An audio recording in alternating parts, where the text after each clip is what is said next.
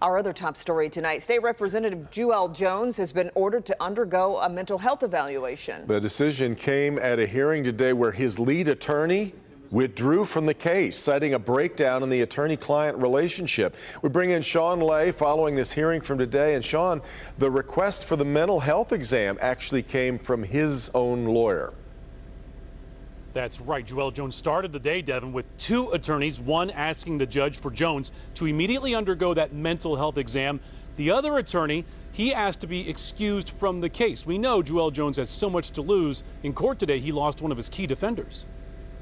In a big blow to his case, the attorney who is putting together a defense for State Rep Jewell Jones, Ali Hamoud, says he cannot go on defending Jones. There's been a breakdown in the attorney-client relationship. There's some stuff that's happened prior to this. I believe it's in Mr. Jones' best interest that he gets to seek new counsel at this time. Jones in court today, this time his hands cuffed and chained in front of him after the sheriff says Jones was found with a handcuff key taped to his alcohol-themed socks in jail this past Tuesday. The state rep's mentor here to say Jones is not a criminal. He's in crisis. He's a volunteer police officer.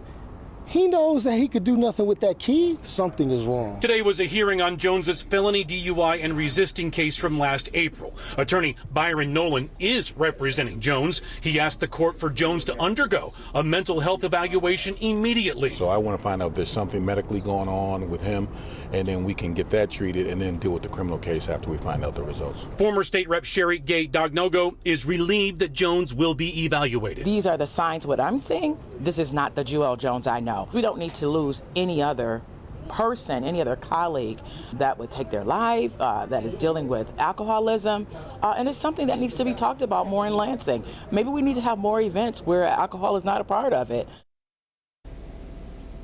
Interesting point by the former state rep. Now the judge, he addressed bond in this case, $100,000 bond. He said he's not going to change it until he can figure out what's going on with Jewell Jones. So Jones is in the Livingston County Jail right now, not at the State House, not working. We asked his staff if Jones plans on stepping down. We have not heard back as of yet. We're live tonight. Sean Lay, Local 4, back to you. Sean was back after his arrest in April. We saw that video of Jones in jail telling deputies that Governor Whitmer wouldn't be happy with the way he was being treated. So what do we know about how he's faring in jail now? You're right, and that was a relentless couple of hours of Jones, talking to those deputies. I'm told right now from jail officials that he is a model inmate right now and is very much so behaving himself right now. All right, Sean.